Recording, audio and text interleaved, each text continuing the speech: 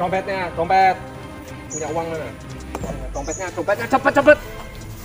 Bentar mas, bentar mas. Dompet, cepet, cepet. Bentar Uang. mas, bentar mas. Cepet mau mati, Pak. Cepet. Bentar, mas. Wah, cepet. Ini mas.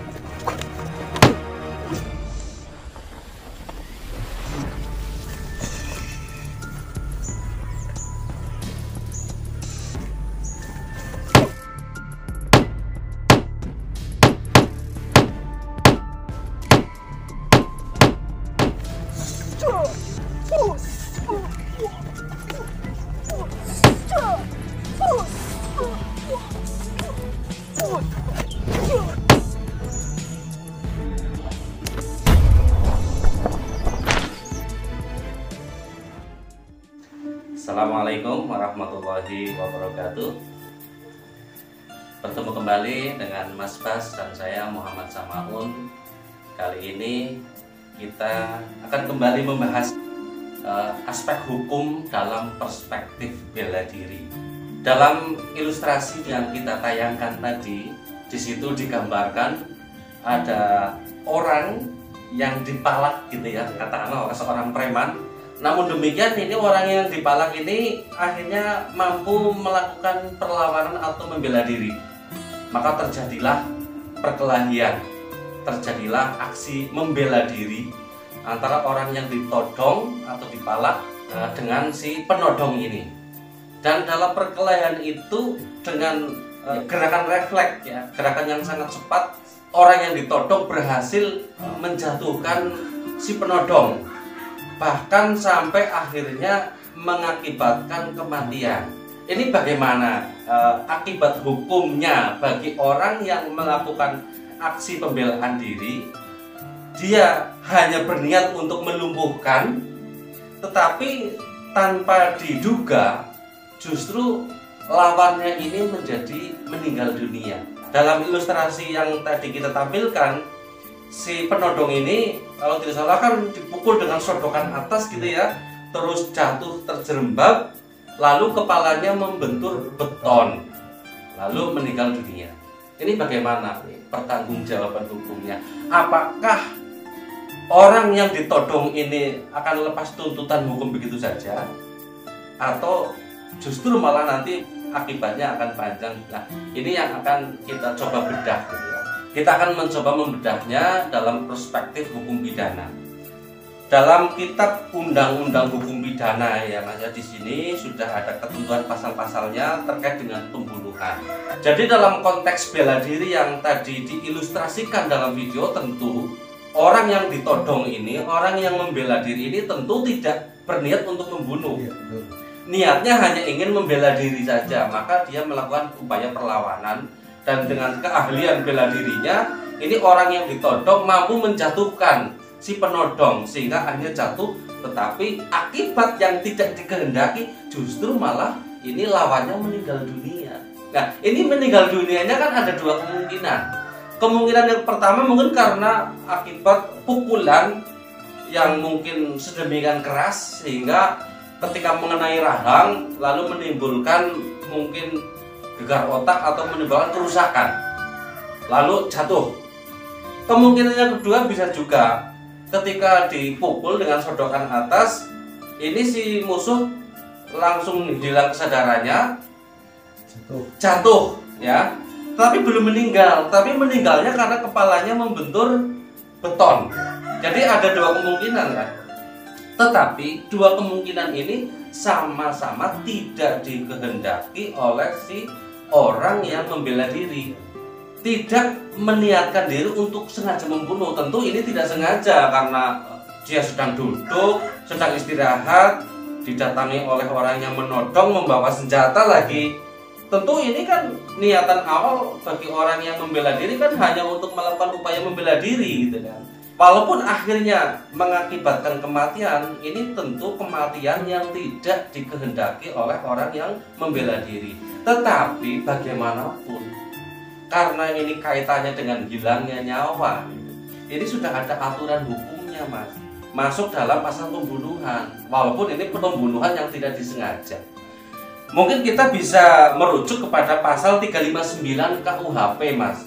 Di sini disebutkan dalam pasal 359 Seperti ini Mas, barang siapa karena kesalahannya atau kealpaannya, ketidaksengajaannya maksudnya, menyebabkan orang lain meninggal, diancam dengan pidana penjara paling lama 5 tahun atau pidana kurungan paling lama 1 tahun.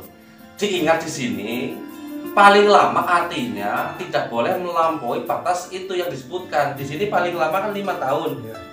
Tetapi ketika hakim nanti memiliki pertimbangan lain, ada hal-hal yang meringankan bagi si tersangka, ini bisa juga mungkin dihukum di bawah 5 tahun Mas.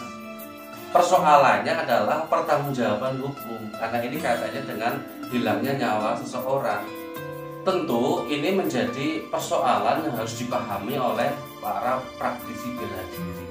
Jadi walaupun tidak sengaja membunuh lawan, tetapi kok akhirnya lawan jadi terbunuh, tentu proses hukum ini akan berlanjut Mas.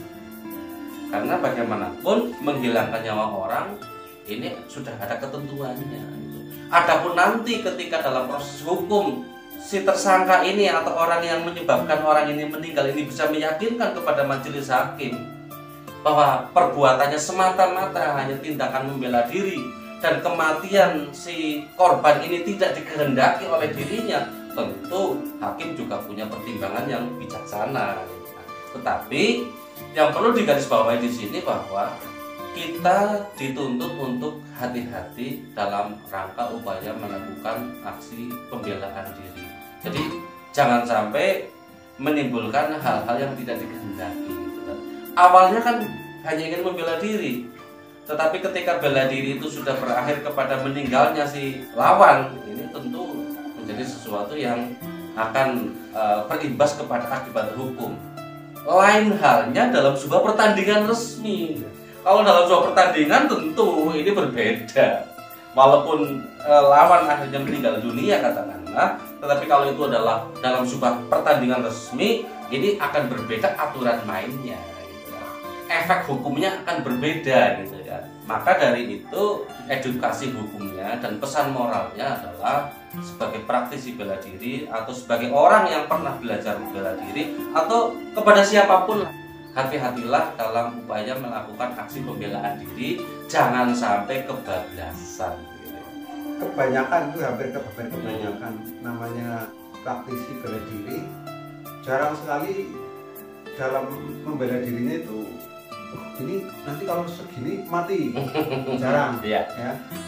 Dia mesti akan melumpuhkan dengan segenap kemampuannya, semaksimal mungkin. Betul. Tidak mungkin dia segini aja, nanti kan nggak, paling semaput, pingsan, nggak mungkin seperti itu. Dia mesti akan memaksimalkan kemampuannya. Betul. Kalau bisa dilumpuhkan semaksimal mungkin. Itu kan mesti seperti itu. Jadi apabila terjadi efek seperti itu, jelas sekali dalam adegan tadi unsurnya memang tidak ada sama sekali, tidak ada kesengajaan untuk mematikan si penodong itu. Saya kira seperti itu. Ya betul. Jadi memang dalam doktrin bela diri kan tentu praktisi bela diri ini sudah dididik, sudah dilatih untuk bagaimana menguasai sebuah teknik-teknik yang efektif supaya secepat mungkin, seefektif mungkin segera dapat melumpuhkan lawan. Betul. Tentu ini sesuatu yang berbeda, dua hal yang berbeda. Yang pertama adalah sebuah keefektifan sebuah teknik harus dijalankan, bagaimana dengan cepat harus mampu melumpuhkan musuh atau lawan. Yang kedua dari sisi hukum, artinya ketika keefektifan sebuah teknik bela diri akhirnya menimbulkan korban, karena kita kan hidup di negara hukum gitu ya, persoalannya itu gitu. Persoalannya kita hidup di negara hukum, artinya bela diri yang dilakukan oleh praktisi bela diri ini juga harus dapat dipertanggungjawabkan di muka hukum. Artinya dua hal yang berbeda ini kita ambil intisarinya supaya kita lebih bijak gitu. Jadi seperti itu Mas ya. Ya lain halnya ketika hidup di hutan ya tidak ada hukum katakanlah ya walau alam. Tapi tentu walaupun bahasanya tadi kalau di hutan tidak ada hukum, tapi kan ada Tuhan Mas.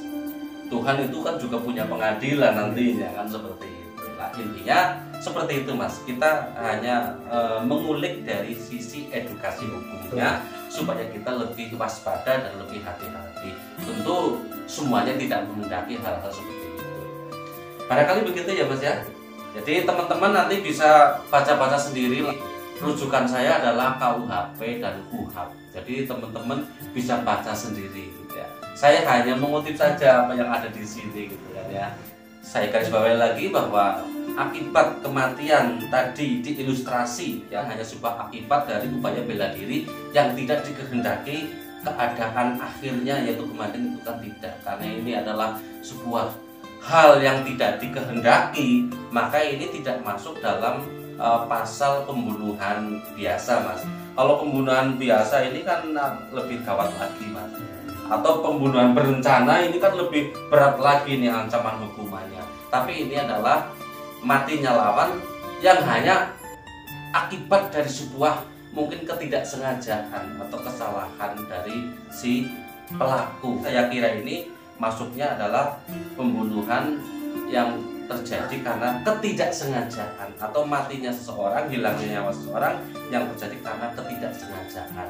Ini hanyalah edukasi, ini hanya inspirasi dan motivasi supaya kita menjadi lebih arif dan bijaksana. Mohon maaf apabila terdapat kesalahan. Wassalamualaikum warahmatullahi wabarakatuh.